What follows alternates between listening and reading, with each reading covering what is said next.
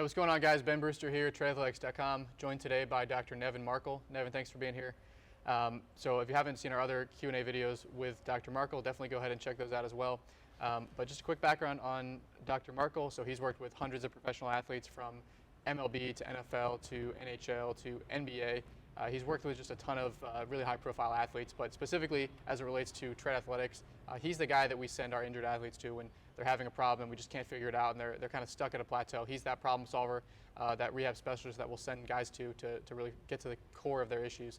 He's also been a key player in my own personal career.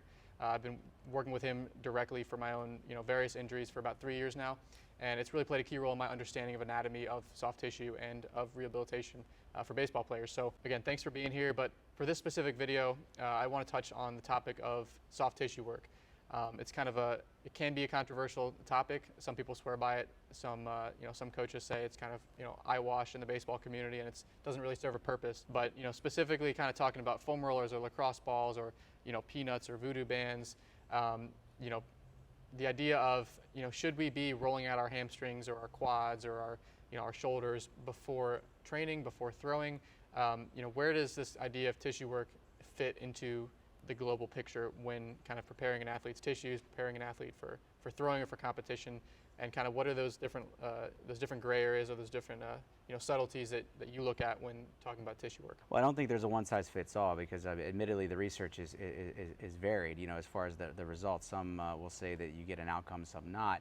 I think my personal observation and experience is that a lot of these tools are just an extension of the dynamic warm-up, which I think has been validated over the years in track and field and other sports. And as we talked about in the fascia video, obviously I'm biased because I look at things from the fascial perspective, and I'm big on trying to ensure, improve, or optimize tissue quality.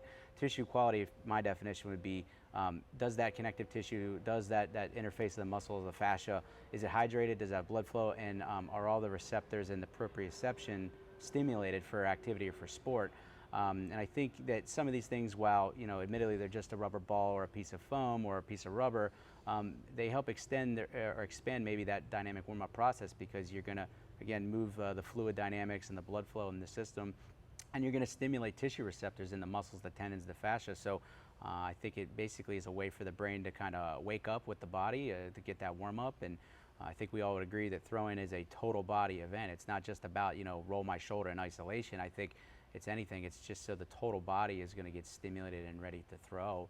And again, tissue quality in my world has proven to be an important factor to address and try and improve, because you're getting to the point where you're throwing a ball at 100 miles an hour. It's a lot of force going through the tissues in the body, and I don't think you want to go into that type of event cold or not having the brain really aware where all the joints and tissues are.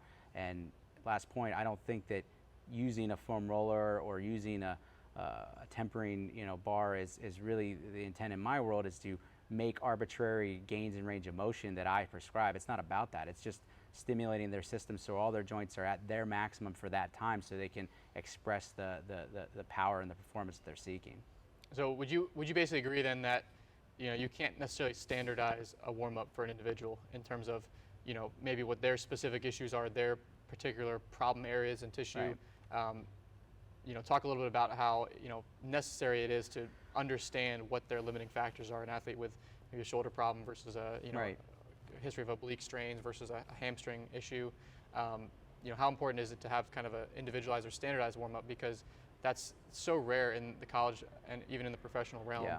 It's really just everybody lines up on a line and does the same quick dynamic warm up or foam rolling their quads and T-spine, and 10 minutes later they're done. So talk a little bit about that aspect of it when it comes to individualizing a warm-up. Make it clear that I'm coming from the individual therapy rehab perspective, and while I have coached and I respect coaching, I realize it's hard to individualize everything. I'm just not personally a big fan of generic. I think things need to be tailored to the individual, and more specifically maybe based on an evaluation process that's already been established, meaning you understand where that athlete or that thrower or that pitcher's individual limitations and problem areas may be. It could be hip internal rotation, it could be ankle dorsiflexion. So I believe that you can do a lot of dynamic exercise-based drills and activities prior to competition to try and help ensure that window of opportunity is open a little bit more. If you use a squat, for instance, if they are having a tough time with tissue extensibility to create dorsiflexion, to get deeper into a squat. I don't think you force that issue. I don't think you make their ankles move more, but I do think when the tissue is at a higher quality, it's warmed up, it's ready to go, the fluid dynamics are working better, you're probably going to see, at least for a time, maybe not permanently, but an increase in function. And I think that can be applied from squat to throwing and everything else.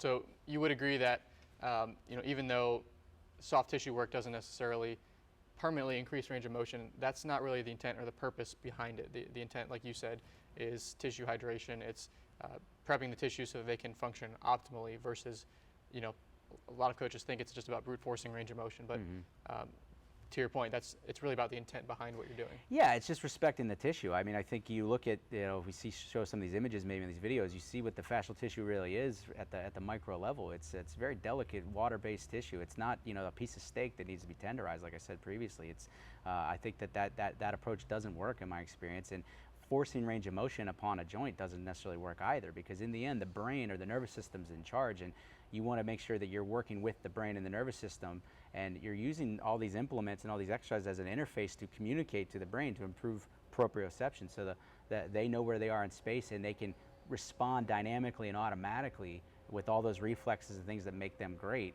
I think that's the idea, is you're using tissue work as just an extension, like I said earlier, of the warm-up to get them ready for competition. Guys, if you found this video helpful or interesting, Nevin has a ton of information out there online. Go follow him on Instagram at anatomylinks. Also, if you're struggling with an injury yourself, Nevin actually has a therapy clinic in Charlotte, North Carolina. You can reach out via his website, which we'll link in the video description below. Thanks for watching.